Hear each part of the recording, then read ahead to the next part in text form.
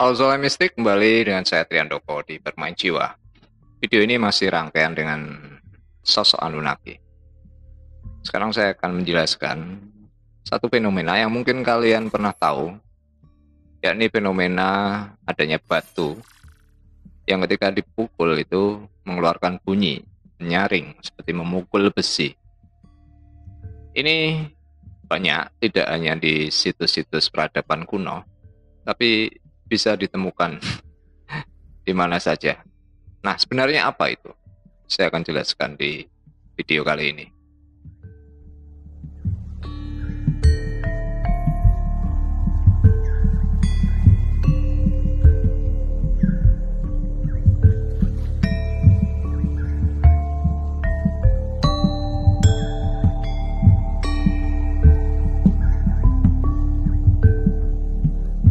Oke, sebelum saya lanjutkan, buat kalian yang baru, saya sering sampaikan, saya adalah sliders, ada pengaruh dari setiap aktivitas saya pada kelistrikan.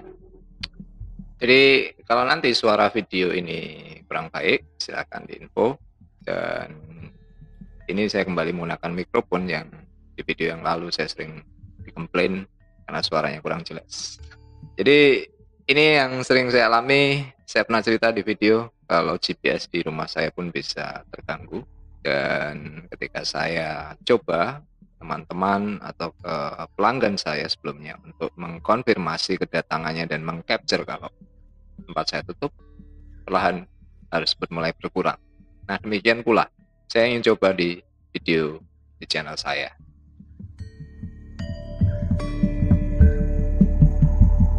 Oke, jadi di video sebelumnya saya juga ceritakan saya dan Anu dari background ras yang berseberangan. Jadi saya dari Pleiadian, kalau beberapa mungkin masih asing, ini terkait dengan mitos peradaban Lemuria. Nah, di suku-suku kuno, kita temui juga di Indonesia, simbol-simbol burung, aksesoris burung dalam ritual, itu banyak. Garuda, Jatayu. Nah, ini terkait dengan ras alien Pleiades. Jadi apa yang saya ceritakan ini bagian dari sebuah teknologi yang hancur yang tidak kita ketahui jejaknya semenjak era secara astrologi, era Leo, mulai dari bangunan piramid dengan kepala singa, itu menandai bumi masuk peradaban dengan karakteristik Leo, tentang kekuasaan, tentang dominasi, sampai dengan sekarang. Dan ini kita masuk era baru, era di mana akan ada banyak perubahan yang menantang apa yang selama ini kita percaya.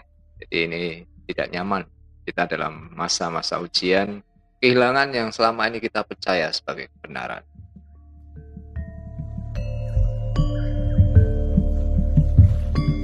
Kalau kita perhatikan, sebetulnya setiap ajaran agama maupun aliran kepercayaan itu ada doa atau mantra yang dilantunkan.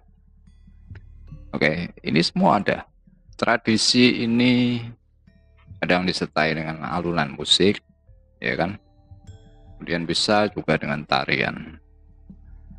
Nah, sekarang yang kita tidak ketahui itu adalah apa kaitannya antara doa mantra ini dengan suara atau bunyi atau frekuensi.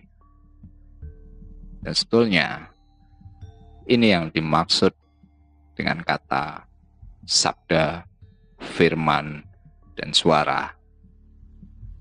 Sekarang dari sisi sains itu bisa dipahami bahwa apa yang dikatakan penciptaan itu dari sabda. Kita terjebak hanya pada suara, bunyi itu yang kita bisa dengar. Tapi sesungguhnya dimaksud dengan sabda atau firman itulah frekuensi getaran. Dan memang itu yang menciptakan semuanya.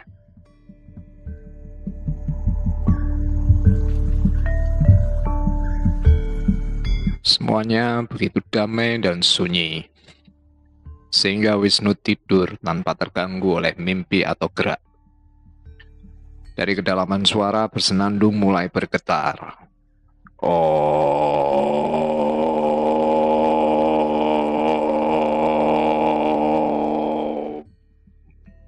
Jadi yang dimaksud tentang penciptaan itu adalah munculnya kesadaran. Dan itu terang sendiri. Karena sekarang mulai bisa dipahami bahwa ya realitas ini adalah suatu bentuk mimpi. Maka gambarannya adalah Wisnu terbangun dari tidurnya.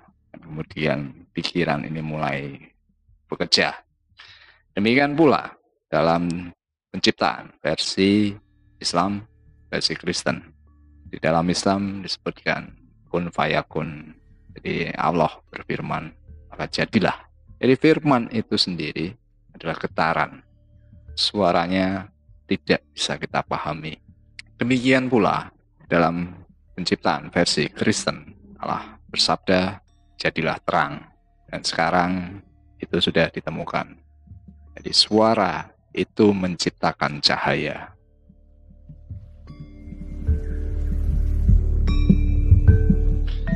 Nah, dari proses perjalanan saya mulai paham itu ketika memang menemukan sosok Tesla. Dari situ saya tahu tentang cahaya. Tesla memang tidak menulis, tapi saya baca buku Walter Russell. Walter Russell ini mengirimkan buku kepada Tesla dan meminta pendapat. Kemudian Tesla mengatakan, simpan buku ini untuk 1000 tahun. Manusia belum siap. Nah, yang menarik, Walter Russell ini menulis buku ketika dia menyepi dan mengalami pencerahan. Dia dibimbing oleh sosok mistis yang disebut sebagai Divine Iliad. Dia sebetulnya adalah seniman, pematung, mampu membuat buku tentang semesta hanya dalam 40 hari kalau tidak salah. Tapi ya sama, itu tidak diakui. Tesla tidak pernah kalian diajarkan ilmunya karena menyalahi kaidah sains bahwa semua harus bisa dikenali. Jadi ketika Tesla percaya akan ether, itu menyalahi kaidah sains. Demikian pula dengan Walter Russell. Jadi kalau kita istilahkan, ya mereka sesat karena tidak memenuhi kaidah sains. Ini sebabnya Tesla itu dikatakan pseudoscience, ilmu yang tidak mendasar. Walter Russell sendiri mengatakan, saya ini seniman yang kemudian menjadi ilmuwan. Kalau Tesla, dia sebenarnya bukan ilmuwan. Dialah seniman karena dia mampu menciptakan.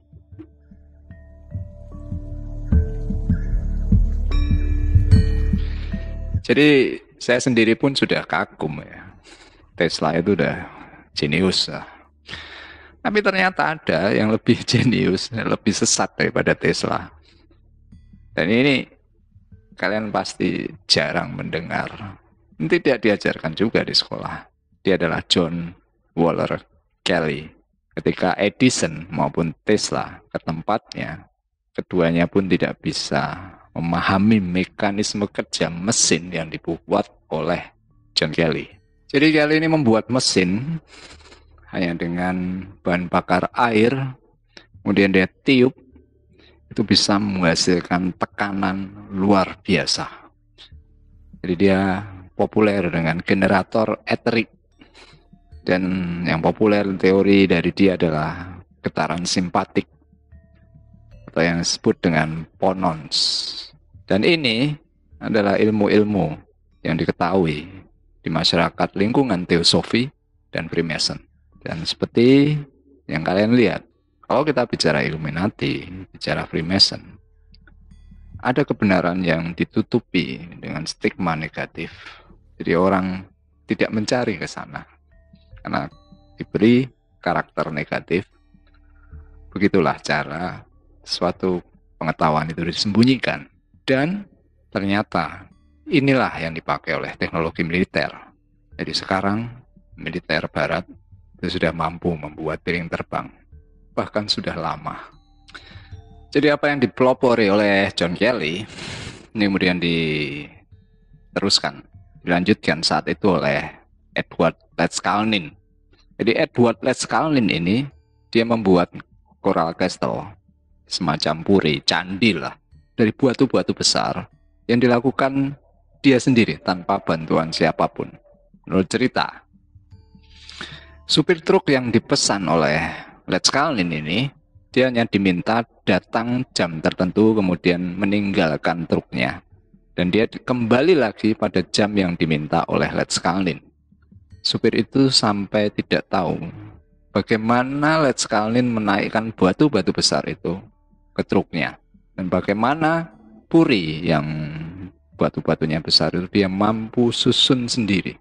Letchkalnin hanya mengatakan, saya tahu bagaimana piramid itu dibangun. Dia tidak menggunakan alat teknologi yang canggih. Dia hanya tahu prinsip kerja hukum alam. Dan dia mampu menunjukkan itu.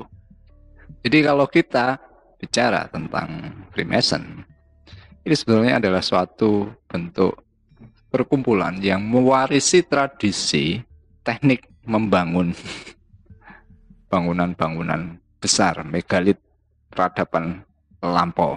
Jadi ini kenapa ilmu ini dikatakan rahasia.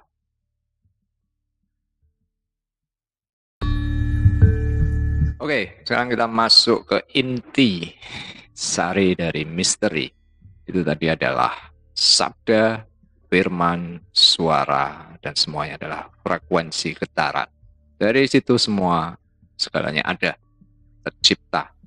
Pemahaman kuno paham tentang hal ini, kekuatan suara. Dan karena kekuatan suara itulah mereka bisa membangun banyak hal dengan mengharmonisasi getaran. Nah, teknologi kuno itu tinggi, tapi secara sains sangat sederhana. Berbeda dengan sains sekarang.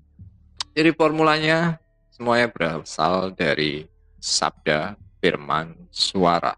Jika suara ini bergetar, dia akan merambat dalam pusaran spiral toroidal. Ini adalah fundamental pergerakan dari alam berputar. Atom menurut para ahli katanya berputar. Semesta, galaksi, angin topan, kemudian air juga ada vortex. Jadi berawal dari sabda Tuhan, dari firman yang merambat dalam pusaran. Dan ini membentuk medan magnet. Dan medan magnet inilah yang menghasilkan listrik. That's all. Sederhana itu.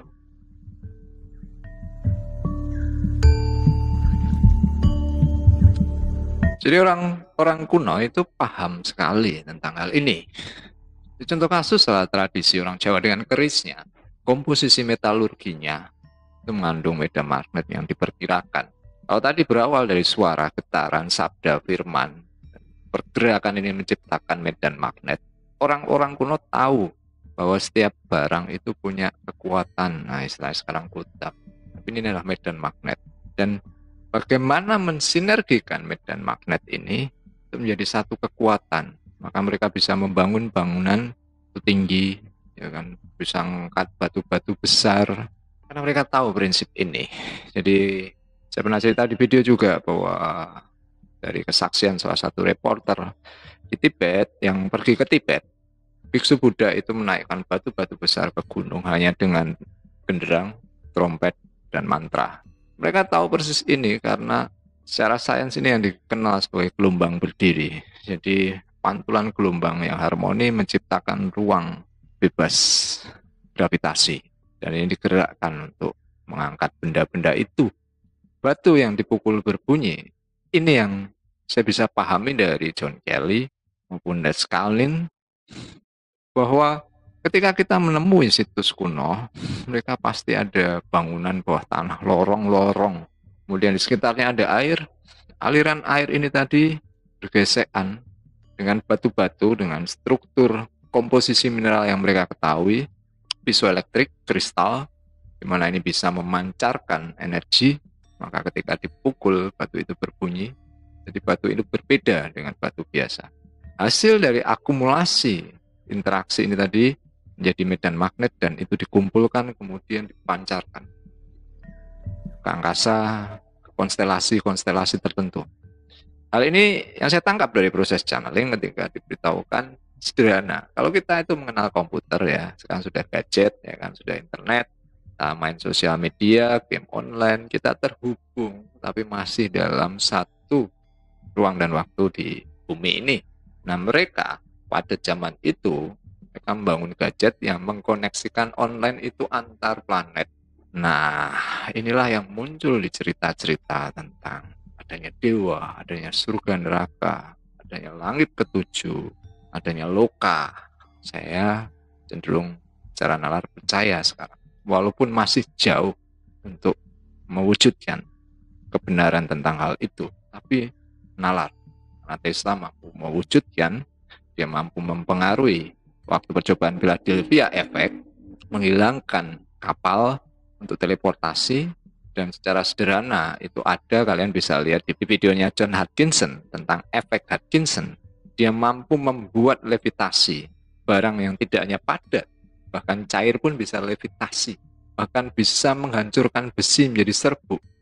Dan apa yang kita lihat dengan peristiwa bom 2001 WTC, gedung yang sangat tinggi hancur menjadi puing-puing. Teknologi apa itu? Ketika ditabrak, tidak ada puing yang berserakan, runtuh seperti debu. Demikian pula itu yang terjadi pada masa itu ketika kita menemukan situs-situs terkubur. Peperangan yang dengan teknologi yang sangat tinggi bisa membawa efek bahkan tanpa jejak.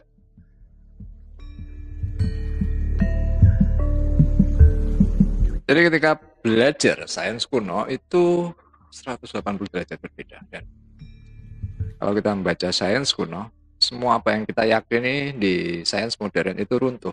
Gravitasi itu mitos. Fisika kuantum itu tidak menjelaskan. Kemudian elektron itu tidak eksis. Jadi yang selalu dipertanyakan oleh mereka yang percaya sains kuno, ketika kita membahas atom dari sisi sains modern, katakan 1% atom itu materi, 99% ruang kosong. Kenapa kamu hanya sibuk mengurusi 1%? Tapi kamu menyangkal keberadaan 99% yang menggerakkan 1% ini tadi. Demikian pula Big Bang juga mitos. Kenapa demikian? Mereka mengatakan dark energy, ada materi yang tidak dikenali, ada energi yang tidak dikenali dan itu tidak diakui. Maka ketika Big Bang kemudian ada semesta, pertanyaannya adalah dari mana kemudian itu bisa menjadi ada? Ketiadaan tidak diakui. Bahwa ketiadaan bukan tiadanya sesuatu, tapi ada kekuatan di sana hanya karena tidak diidentifikasi, jadi tidak diakui. Maka rumus Einstein menjadi aneh. Energi sama dengan massa kali kecepatan cahaya. Ketika massanya tidak diakui, lalu apa yang bergerak dengan kecepatan cahaya kemudian menghasilkan semesta? Katamu kosong. Sama sebenarnya dengan pemahaman agama ketika Tuhan menciptakan, lalu siapa yang menciptakan Tuhan?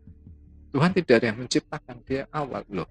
Katanya segala sesuatu ada yang menciptakan. Nah, semua perdebatan ini tidak akan berakhir karena berhenti di sana. Tapi sains kuno sudah menyebutnya. Energi itu tidak diciptakan dan tidak bisa dimusnahkan. Dia selalu ada dan hanya berubah. Dan ini yang muncul dari dalam penggambaran ilusi, gambaran Tuhan, Wisnu, imajinasi. Tesla menyangkal keberadaan elektron. Karena elektron hanya debu dan ada yang mengontrol gerakan debu ini. Sama seperti kita melihat televisi tabung, ada semacam debu yang berterbangan.